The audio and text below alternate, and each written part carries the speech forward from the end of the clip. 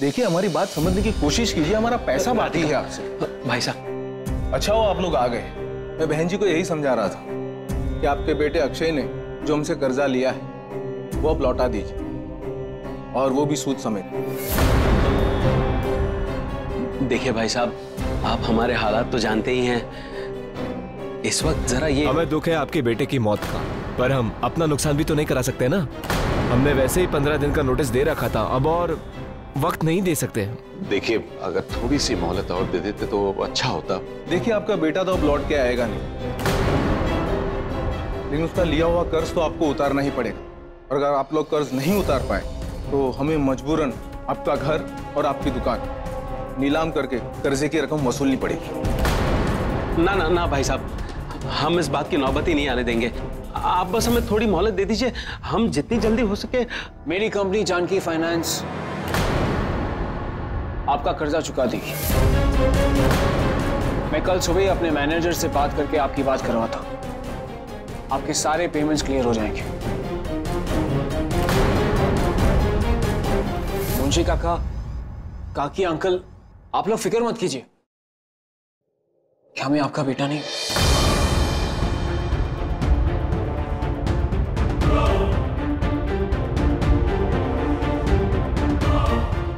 ये है मेरा कार्ड। कल सुबह तक आपका काम हो जाएगा, लेकिन हाँ, आज के बाद आप कभी भी यहाँ वापस नहीं आएंगे। रहने दीजिए रौनक सिंह, इसकी जरूरत नहीं है। ये हमारे घर की प्रॉब्लम है, हम खुद ही सॉल्व कर लेंगे। और वैसे भी एक कर्ज उतारने के लिए हम दूसरा कर्ज तो नहीं उठा सकते ना। Thank you so much Raunak sir, आपने हमारे लिए इतना सोचा। पर प्लीज आप हमारे पारिवारिक मामलों में दखल ना दे तो बेहतर होगा।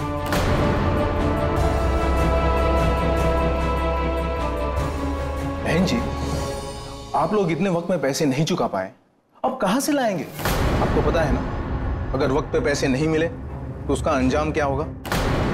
पता है, अगर पैसे नहीं दिए तो घर और दुकान दोनों नीलाम हो जाएगा। पर मैं कह रही हूं ना, मुझे सिर्फ 15 दिन की और मोहलत चाहिए। अगर फिर भी हम पैसे नहीं दे पाए तो हमारा घर, दुकान, गहने, कुछ भी आप नीलाम कर सकते हैं। हमें इतने दिन की मोहलत देने के लिए बहुत बहुत शुक्रिया। इसलिए मैं आपसे सिर्फ 15 दिन की और मोहलत चाहती हूँ। हम खुद आपके पास पैसे लेकर आएंगे।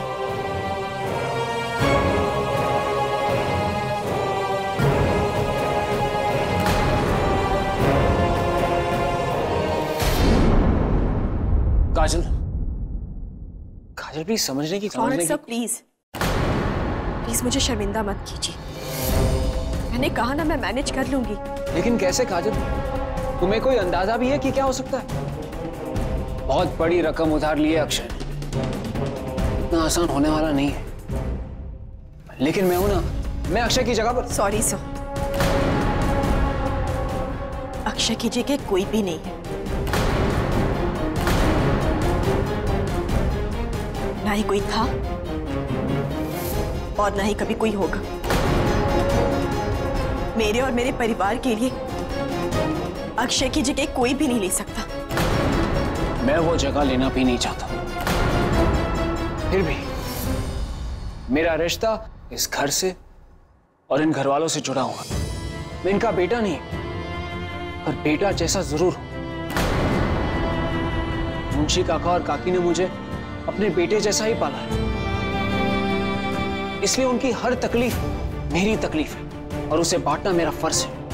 काजल, ये भी मेरा परिवार है, सो प्लीज मुझे ये मामला हैंडल करने दो।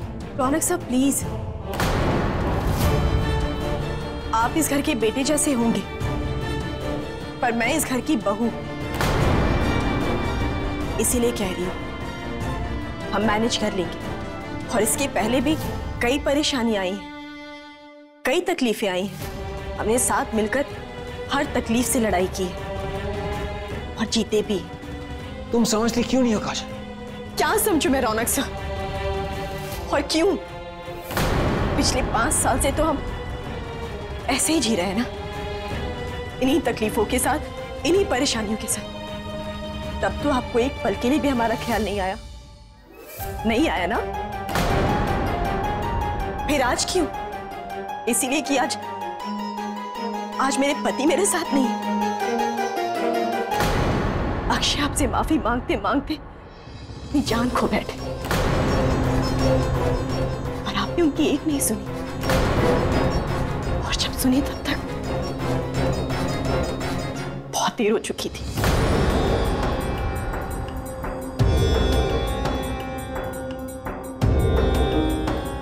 फिर हम आप पर कैसे भरोसा करें?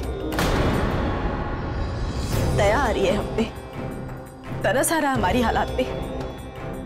जहां पे एहसान करने के बदले में मेरी मांग में सिंदूर भरकर अपनी अधूरी इच्छा पूरी करना चाहते हैं।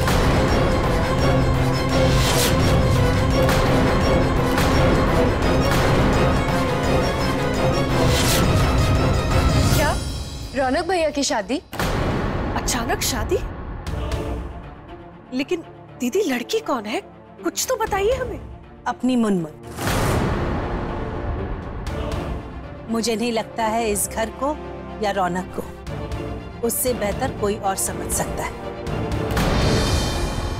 और हाँ, ये शादी 1 हफ्ते के अंदर होगी।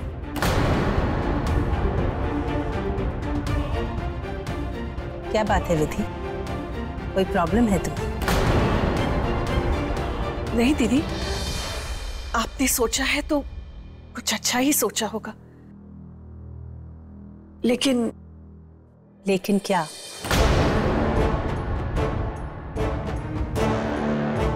दीदी पता नहीं क्यों, लेकिन मुझे नहीं लगता कि मुनमुन जितनी शरीफ और सीधी सादी लगती है उतनी है।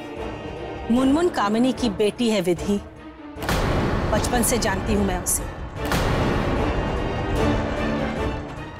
मुझे लगता है कि तुम लोग कुछ ज्यादा ही सोच रहे हैं। लेकिन फिर भी दीदी, ये रौनक की जिंदगी का सवाल है। मेरे ख्याल से एक बार उसे पूछ लेना चाहिए। कैसी बातें कर रहे तुम लोग हैं? अरे खुश होने की बजाय नुक्स निकाल रहे हो। भाभी जी ने कुछ सोच समझ कर ही मुनमुन को चुना होगा। अब उनका तजुर्बा गलत तो नहीं हो सकता ना? अब ये क्या तुम मुंह लटकाए खड़ी हो? भाई खुशखबरी की बात है, जाओ मिठाई लेकर आओ और सबका मुंह मीठा करो। जी अभी लाई। रौनक? हेलो रौनक बेटा, मैं तुम्हें ही फोन लगाने वाली थी। माँ, मैंने सिर्फ ये कहने के लिए फोन किया है कि मैं शादी करने के लिए तैयार हूं। आप जिस लड़की से कहेंगी मैं शादी कर लूंगा। आप अपनी बहू चुन लीजिए माँ। सही कहते हैं बेटा, औलाद को दी हुई संस्कारों की पूंजी कभी बेकार नहीं जाती।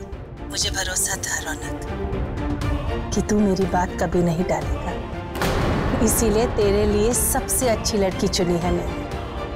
और रौनक भैया, उस लड़की का नाम है मुनमुन, हमारी होने वाली भाभी। मुझे सिर्फ लगता नहीं बेटा, मुझे पूरा यकीन है कि मुनमुन से अच्छी लड़की तेरे लिए कोई हो ही नहीं सकती। और तू जानता है रौनक कि मैं तेरे लिए जो भी फैसला लूंगी वो सबसे बेहतर होगा बेटा। माँ, मुझे आपका फैसला मंजूर है। आप शादी की तैयारियां कीजिए, मैं घर आके मिलता हूँ। ठीक। ये लो काजल, मैंने तुम्हारा सबसे बड़ा डर दूर कर दिया। अब तो तुम्हें मुझ पर भरोसा है ना? मैं सिर्फ ये घर का हिस्सा बनना चाहता हूं, तुम्हारी जिंदगी का नहीं। आप प्लीज मुझे ये हक दीजिए।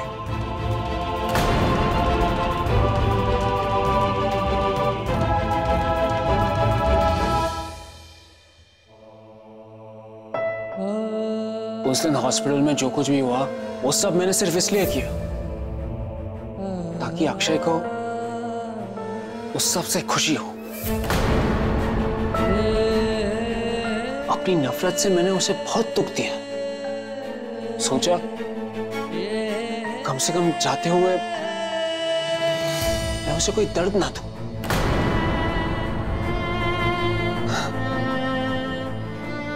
एक बार किसी से हमारी जिंदगी के धागे जुड़ जाते हैं ना, तो इतनी आसानी से एक ही पल में तोड़ा नहीं जाता।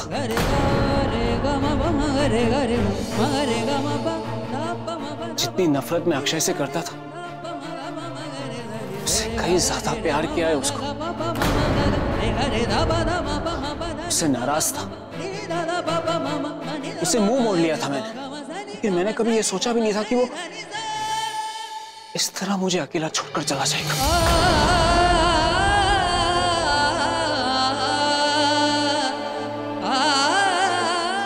जो कुछ भी हुआ वो मैं बदल नहीं सकता, लेकिन एक बार फिर मैं इस घर में खुशियां लाना चाहता हूं।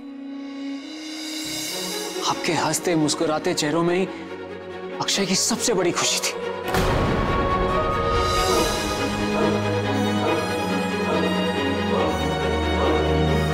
रौनक बाबा, आप हमेशा से इस परिवार का हमारा हिस्सा रहे हैं और रहेंगे।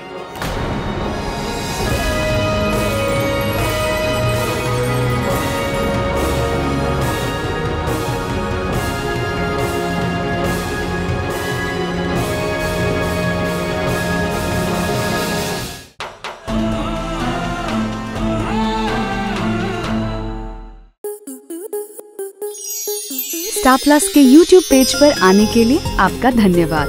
अपने फेवरेट शोज देखने के लिए subscribe to Star Plus YouTube page and hit the bell icon.